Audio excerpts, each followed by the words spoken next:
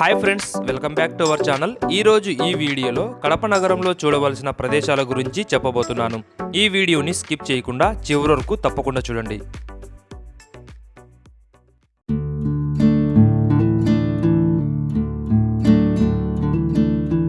Amin peer దర్గా లేదా పెద్ద దర్గా ఇది కడప నగరంలోని నకాష్ వీధి సమీపంలో ఉంటుంది. దక్షిణ భారతదేశంలో అత్యంత ప్రసిద్ధిగాంచిన దర్గా కావడం వల్ల దీనిని దక్షిణ భారతదేశపు అజ్మీర్ అని కూడా పిలుస్తారు. అమీన్ పీర్ దర్గాలో చిన్న పెద్ద కలిపి మొత్తం 18 దర్గాలు ఉంటాయి. ప్రతి నెల గంధం ఉరుసు ఉత్సవాలు ఇక్కడ జరుగుతాయి. ఈ దర్గాను సందర్శించడానికి వేలాది మంది భక్తులు ఉత్తరప్రదేశ్, బీహార్, మధ్యప్రదేశ్ తదితర సుదూర ప్రాంతాల నుంచి ఇక్కడికి వస్తూ ఉంటారు. మన దేశం నుండే కాకుండా గల్ఫ్ దేశాల నుండి కూడా భక్తులు ఈ దర్గాని దర్శించుకుంటారు. మతాలకు అతీతంగా అన్ని మతాల వారు నిత్యం ఈ పెద్ద దర్గాను సందర్శించుకొని ప్రార్థనలు నిర్వహించడం వల్ల ఈ దర్గా మత సామరస్యానికి ప్రతీకగా నిలిచింది. ఇక్కడి స్వామివారిని నమ్మకంతో ప్రార్థించి ఇక్కడి విభూది తీర్థంను సేవిస్తే సర్వ రోగాలు నయమవుతాయని భక్తుల ప్రగాఢ విశ్వాసం. ఇప్పుడు మనం ఈ దర్గా చరిత్ర గురించి తెలుసుకుందాం. ఈ పెద్ద దర్గా మొదటి సూఫీ హజరత్ ఖ్వాజా సయ్యద్ షా పీరుల్లా మొహమ్మదుల్ హుసేని చిస్తిఫుల్ కాద్రీ నాయబే రసూల్. ఈయన నిరాడంబరులు మరియు దైవాంశ సంభూతులు. ఈయన కర్ణాటక రాష్ట్రంలోని బీదర్ పట్నం నుండి 1683లో కడప నగరంకు చేరుకున్నారు. ఈయన సూఫీ తత్వాలు, బోధనలు ప్రజలకు వివరిస్తూ ప్రజాభిమానం పొందారు. 1716లో అమీన్పీర్ దర్గాలో జీవసమాధి అయ్యారు. ఈయన శిష్యులు నేక్నామ్ ఖాన్. ఈయన కడపను పాలిస్తూ ఉండేవారు. నేక్నామ్ ఖాన్ అతని గురువుకు జీవసమాధి నిర్మించిన పవిత్ర స్థలమే ఈ పెద్ద దర్గా. అప్పట్లోనే ఈ దర్గా నిర్మాణం జరిగింది. ఈయన ఇద్దరి కుమారుల్లో పెద్ద కుమారుడైన ఆరిఫుల్లా హుసేని గారు కడప పీఠాధిపతి కాగా, మరో కుమారుడు అహ్మద్ హుసేని గారు నందలూరు పీఠాధిపతిగా నియమితులయ్యారు. ఈ పరంపరలో ప్రస్తుతం 11వ పీఠాధిపతిగా ఆరిఫుల్లా హుసేని గారు కొనసాగుతున్నారు. ఆరిఫుల్లా హుసేని గారి వారసులైన హజరత్ సూఫీ సర్మసాని చిల్లాకస్ ఖ్వాజా సయ్యద్ షా ఆరిఫుల్లా మొహమ్మదుల్ హుసేని సాని గారు ఈ అమీన్పీర్ దర్గాకి 3వ పీఠాధిపతి. ఈయన తన 11వ ఏట ఇంటి నుండి వెళ్లి తాడిపత్రి సమీపంలోని గుహల్లో 50 సంవత్సరాలు, కడప సమీపంలోని గుహల్లో 13 సంవత్సరాలు తపస్సు చేశారట. ప్రతి సంవత్సరం ఈ దర్గా యొక్క ఉరుసు కనీ విని ఎరుగని రీతిలో జరుగుతుంది. ఉర్దూ మాసమైన మదార్ నెలలో ఈ ఉరుసు ఉత్సవాన్ని నిర్వహిస్తారు. ఈ దర్గాకు ఇందిరాగాంధీ, పివి నరసింహారావు, ఎన్టీఆర్, వైఎస్ రాజశేఖర్ రెడ్డి గారు వంటి ఎంతోమంది ప్రసిద్ధులు ఈ దర్గాను సందర్శించుకున్నారు. ఏఆర్ రెహమాన్, చిరంజీవి, రామ్ చరణ్, ఐశ్వర్య రాయ్, అమీర్ ఖాన్ లాంటి ఎంతోమంది సినీ ప్రముఖులు కూడా ఈ దర్గాను సందర్శించారు.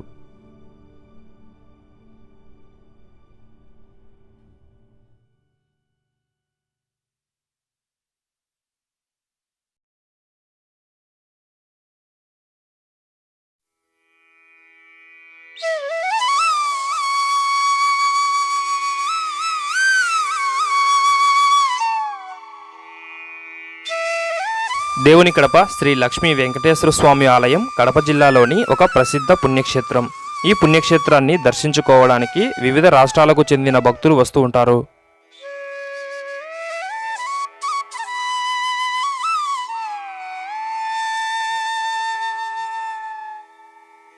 తిరుమల వెళ్లే భక్తులు మొదటగా దేవుని కడపకు వచ్చి ఇక్కడి స్వామిని దర్శించుకొని అనంతరం తిరుమలకు వెళ్తారు.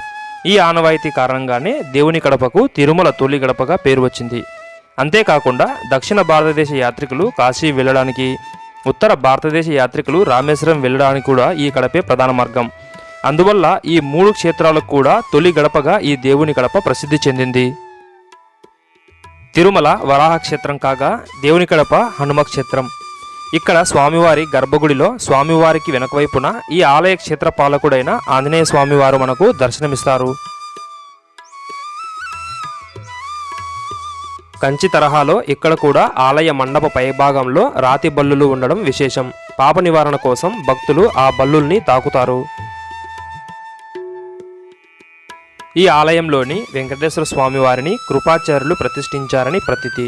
అందువలన ఈ పట్టణానికి కృపాపురం అని పేరు వచ్చింది. ఆ కృపాపురమే కడపగా మారింది అని చెప్తున్నారు.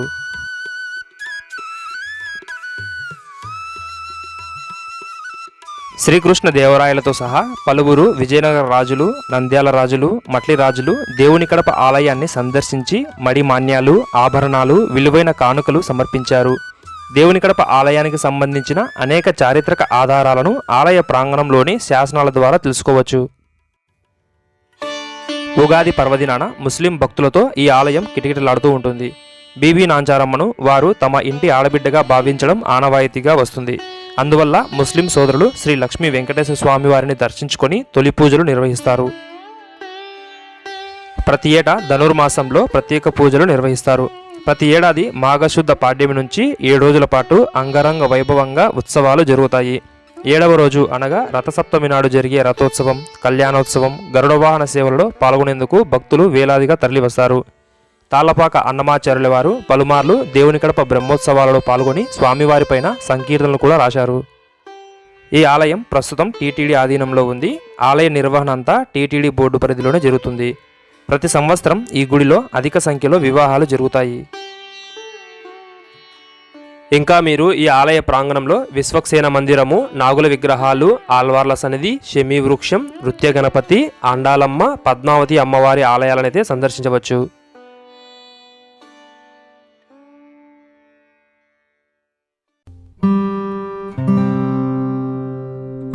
ఇక్కడి ఆలయానికి ఎదురుగా మనకు స్వామివారి పుష్కరిణి ఉంటుంది. దీనిని వచ్చేసి హనుమత్ పుష్కరిణి అని కూడా పిలుస్తారు. ఈ పుష్కరిణిలో స్వామివారి ఉత్సవాలను చాలా వైభవంగా నిర్వహిస్తారు.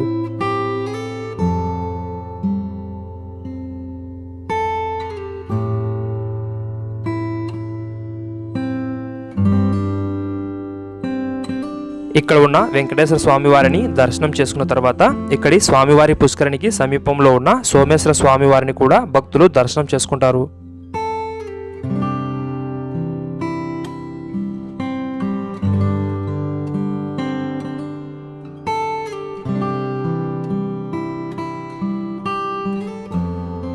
మీరు శ్రీ సోమేశ్వర స్వామివారి ఆలయంతో పాటు ఇంకా ఇక్కడి స్వామివారి పుష్కరిణికి సమీపంలో ఉన్న శ్రీ బేడి ఆంజనేయ స్వామివారి ఆలయంను కూడా సందర్శించవచ్చు. ఫ్రెండ్స్, ఇక్కడి ఆలయానికి దగ్గరలో మనకు దేవుని కడప చెరువు అయితే ఉంటుంది. సో ఈ చెరువు వచ్చేసి పూర్వము 11వ శతాబ్దంలో వేలూరు బ్రహ్మారెడ్డి అయితే త్రవ్వించారంట. సో ఈ చెరువుకు ఇంకొక ప్రత్యేకత ఉంది. అదేంటంటే ఈ చెరువు కట్ట తెగిపోకుండా ఉండేందుకు పూర్వము పెద్దక్కమ్మ, చిన్నక్కమ్మ అనే అక్క చెల్లెలు అయితే వారి ప్రాణాలను అర్పించి ఈ చెరువును అయితే కాపాడుకున్నారు. సో ఇంత గొప్ప విశిష్టత ఉన్న చెరువు దగ్గర అయితే మనం ఉన్నాము. సో చూడండి ఫ్రెండ్స్, సో ఇక్కడ ఇంకొకటి ఏంటంటే కనుక ఈ చెరువుని కొద్ది భాగం అయితే డెవలప్ చేసి ఇక్కడ బోటింగ్ అయితే ఏర్పాటు చేశారు. సో ఈవినింగ్ టైమ్స్ మనకు ఇక్కడ బోటింగ్ కూడా ఉంటుందన్నమాట.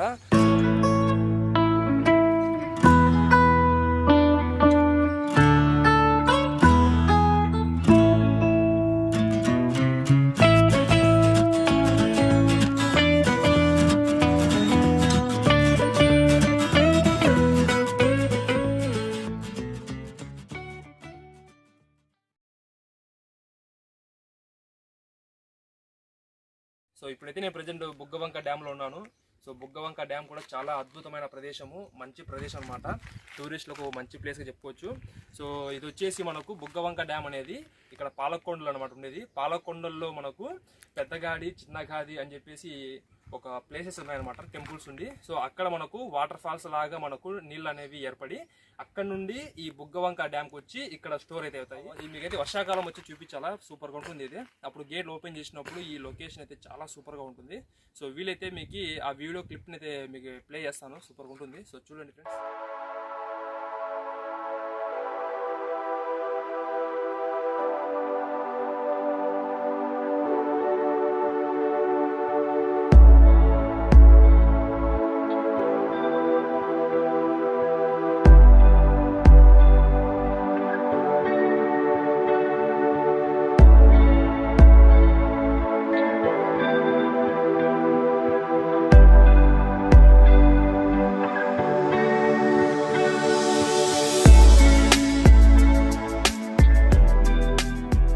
ఈ బుగ్గవంక ప్రాజెక్ట్ అనేది ఒక మధ్యస్థ నీటిపారుదల ప్రాజెక్టు. ఇది పెన్నా నదికి ఉపనది అయిన బుగ్గవంక వాగు మీద నిర్మించబడింది. ఈ ప్రాజెక్టు 1986లో ప్రారంభించబడి 2000 సంవత్సరంలో పూర్తయింది. ఒకప్పుడు కడప జిల్లాకు అవసరమైన తాగునీరు ఈ నది నుండే ముఖ్యంగా సరఫరా అయ్యేదట.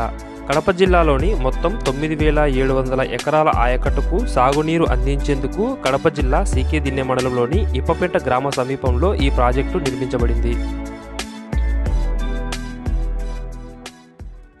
బుగ్గవంకకు ఆ పేరు రావడానికి కూడా ఒక కథ ఉంది. అదేంటంటే పూర్వము ఈ పాలకొండల్లో భృగు మహర్షి తపస్సు చేస్తూ ఉండేవారట.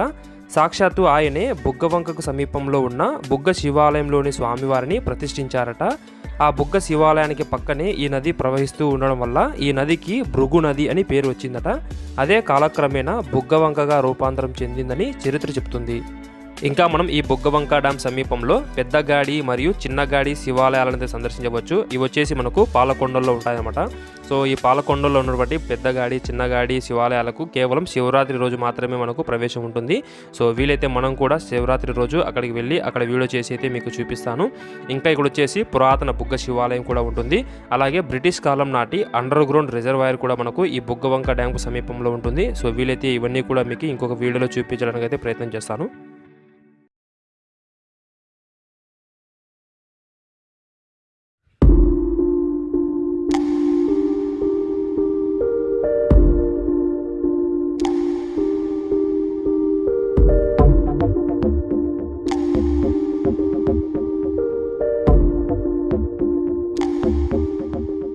ప్రెజెంట్ అయితే మనం ఇప్పుడు ఇక్కడ ఎంట్రన్స్ వరకు అయితే వచ్చేసాం అనమాట. సో దాదాపు 1 కిలోమీటర్ వరకు అయితే మనము నడుచుకుంటూ అయితే కొండ ఎక్కాలి. సో కొద్ది దూరం వరకు మనకు స్టెప్స్ ఉంటాయి. దాని తర్వాత మళ్ళీ మనము నిటారుగా నడుచుకుంటూ అయితే వెళ్ళాలి. అక్కడ స్టెప్స్ ఉండవు. సో అన్ని గుట్టలు ఉంటాయి, రాళ్ళు గుట్టలు అన్నీ ఉంటాయి అనమాట.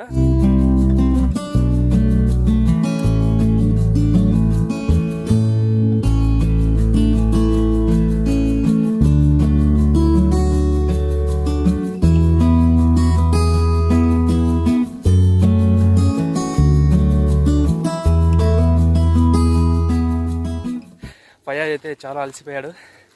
అంటే కొండ చాలా నిటారుగా ఉంది. సో అందువల్ల కొద్దిగా కష్టము, బట్ వెళ్ళగలం.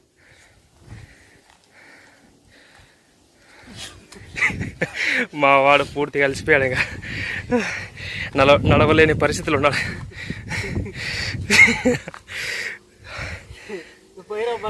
రాలేదు. నువ్వేమో పైకి ఎక్కితే దేవుడు కనిపిస్తాను, నాకు సొగం దానిలోనే దేవుడు కనిపిస్తాడు. నేను రా, నీకు దండం పెడతా స్వామి, నువ్వే పోయిరాదు. ఓ వాటర్ బాటిల్ లేదు, ఓ పులిహోర బాటిల్ లేదు. సో ప్రజెంట్ మనమైతే పాలకొండరాయ స్వామి ఆలయానికి అయితే రీచ్ అయ్యామన్నమాట. సో ఇక్కడ చూస్తున్నారు కదా, ఇదే పాలకొండరాయ స్వామి వారి ఆలయము. సో మరి కొద్దిసేపట్లో మనము టెంపుల్ వరకు అయితే వెళ్దాం అనమాట. సో అక్కడికి వెళ్ళేసి ఆలయ చరిత్ర గురించి అయితే తెలుసుకుందాము. ఇక్కడ వచ్చేసి మనకు శ్రీ విఘ్నేశ్వర స్వామి ఆలయం అయితే ఉంది. సో ఆలయానికి ఎదురుగా కూడా మనకు ఒక చిన్న పురాతన కోనేరు కూడా ఉంది. సో చూడొచ్చు మీరు.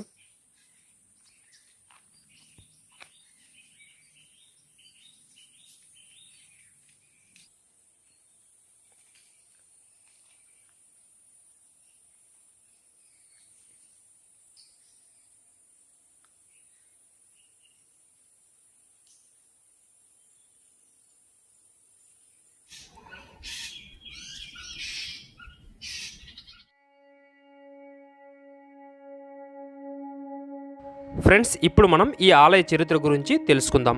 పూర్వం క్షీరసాగర మదనం సమయంలో కొన్ని పాలచుక్కలు ఈ కొండపైన పడటం వల్ల ఈ కొండకు క్షీరశైలము అనగా పాలకొండ అని పేరు వచ్చిందట. కలియుగ దేవమైన శ్రీ వెంకటేశ్వర స్వామి అనగా శ్రీ మహావిష్ణువు భూమిపైన తొలిసారి అడుగుపెట్టిన ప్రాంతమే ఈ పాలకొండరాయుడు క్షేత్రం. వెంకటేశ్వర స్వామి పాలకొండరాయుడిగా ఇక్కడ వెలిశారని చెప్తారు. ఈ ఆలయంలో కొలువైన స్వామిని చుట్టుపక్కల ప్రాంతాల వాళ్ళు తమ ఇంటి ఇలవేల్పుగా భావిస్తారు. చుట్టూ పచ్చని కొండలు, జాలువారే జలపాతాల మధ్య కొలువై భక్తుల కోరికలను తీరుస్తూ సంతానం లేని వారికి సంతానం ప్రసాదించే సంతాన ప్రభువుగా పూజలందుకుంటున్నారు ఈ పాలకొండరాయ స్వామివారు. 11వ శతాబ్దంలో మట్లి రాజులు ఇక్కడ ఈ ఆలయాన్ని నిర్మించారని చరిత్ర చెప్తుంది. సో మనకు ఆలయం లోపల ఇక్కడ పురాతన శాసనం అయితే ఉంది, చూడండి ఫ్రెండ్స్. ఇక్కడ చూడండి, మనకు శ్రీ జలధార వినాయకుడు అని చెప్పేది ఇక్కడ బోర్డు అయితే ఉంది. సో ఇక్కడ నుంచి మనము ఒక 200 మీటర్స్ అయితే నడుచుకుంటూ అయితే కొండలోకి అయితే వెళ్ళాలి. సో అక్కడ వచ్చేసి మనకు స్వయంభూగా వెలిచినటువంటి జలధార గణపతి అయితే మనకు దర్శనం ఇస్తారనమాట. సో లేట్ చేయకుండా వెళ్దాం ఫ్రెండ్స్.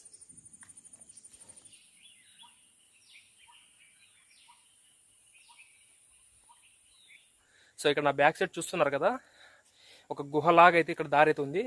సో ఇక్కడ నుంచి అయితే మనం ఈ గుహ లోపల నుంచి అయితే మనం లోపలికి అయితే వెళ్ళాలి. దగ్గర దగ్గర ఒక 100 మీటర్స్ అయితే ఉంటుందన్నమాట. సో లోపలికి అయితే వెళ్దాము.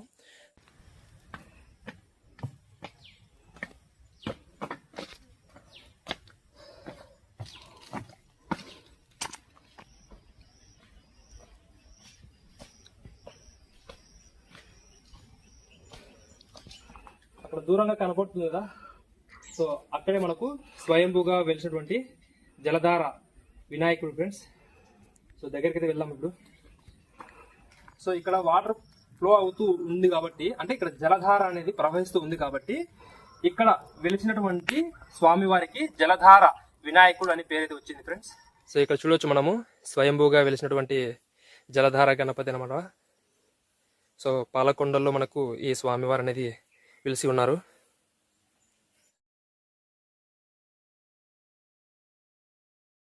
ఇక్కడ ఆర్చ్ అయితే కనబడుతుంది కదా, సో ఆర్చ్కి మనకు రైట్ సైడ్లో ఇక్కడ ఒక బోర్డు ఉండి ఇక్కడ లోపలికి దారి అయితే ఉంది కదా. సో ఇక్కడ లోపలికి వెళ్తే కనుక మనకు పాలకొండలు వాటర్ ఫాల్ అయితే ఉంటుంది.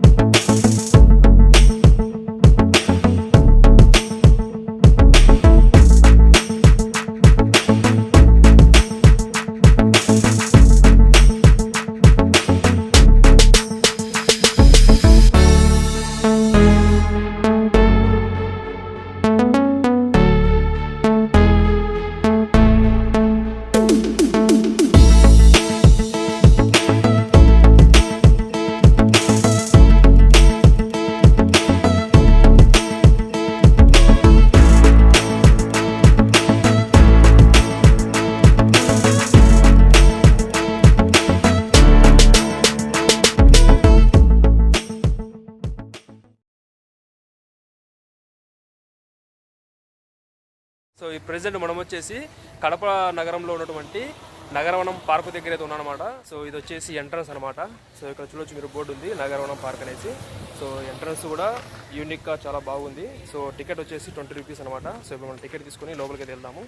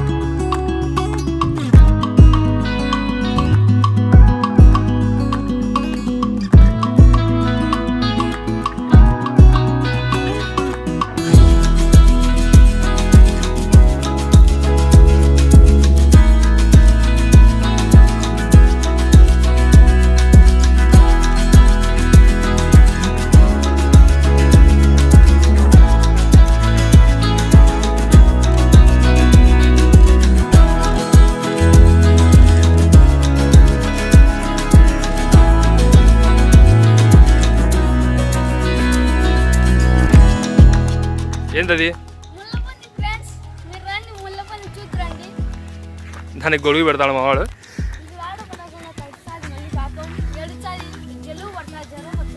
దాని జ్వరం వచ్చాదారా? సో ఇక్కడ మీరు నా బ్యాక్ సైడ్ చూస్తున్నారు కదా, ఇది వచ్చేసి కన్ఫ్యూజ్ గార్డెన్ అంట. సో లోపల వచ్చేసి మనకు ఈ చెట్లన్నీ కూడా మనకు ఈ డిజైన్ లాగా అయితే చేయడం జరిగింది. ఒక పజిల్ లాగా అయితే మనకు ఇక్కడ చెట్లు అనేవి పెంచడం జరిగింది అనమాట. సో ఈ లోపల మనకు డ్రోన్ షాట్ అయితే కనుక బాగా కనపడుతుంది. డ్రోన్ షాట్ అంటే సో సేమ్ మనకు ఈ లోపల ఎలా ఉంటుందంటే, సో ఇలాగే ఈ పజిల్ లాగానే మనకు ఈ లోపల అనేది ఉంటుంది.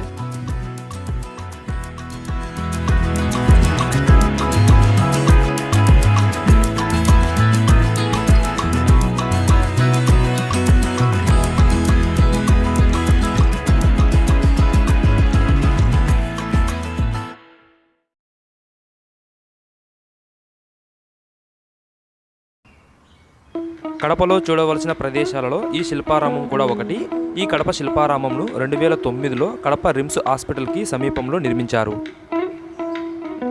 ఈ శిల్పారామం సాంప్రదాయ మరియు సాంస్కృతిక వారసత్వం యొక్క సుందరమైన వాతావరణాన్ని కలిగి ఉంటుంది. భారతీయ కళలు, చేతి వృత్తులను ప్రోత్సహించడం మరియు సంరక్షణ కోసం రాష్ట్ర ప్రభుత్వం ఈ వేదికను ఏర్పాటు చేసింది. గ్రామీణ చేతి వృత్తుల వారు తయారు చేసే ఉత్పత్తులను ఈ శిల్పారామంలో ప్రదర్శించి విక్రయిస్తారు.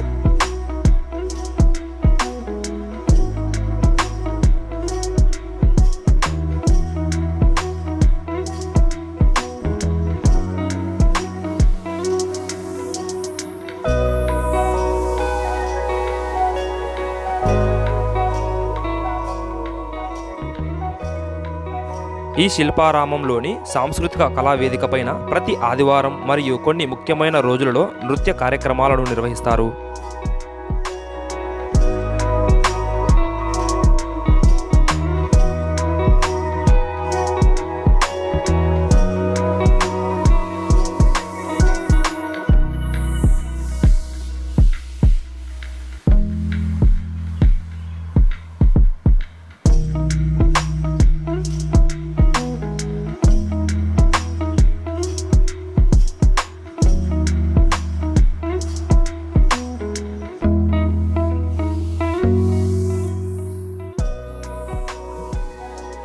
ఈ కడప శిల్పారామంలో బోటింగ్ సదుపాయం కూడా ఉంటుంది.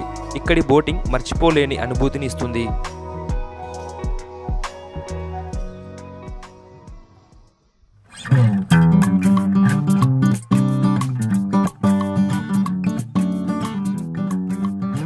ఇక్కడ పిల్లలు మరియు పెద్దల వినోదం కోసం చాలా సౌకర్యాలు అందుబాటులో ఉన్నాయి.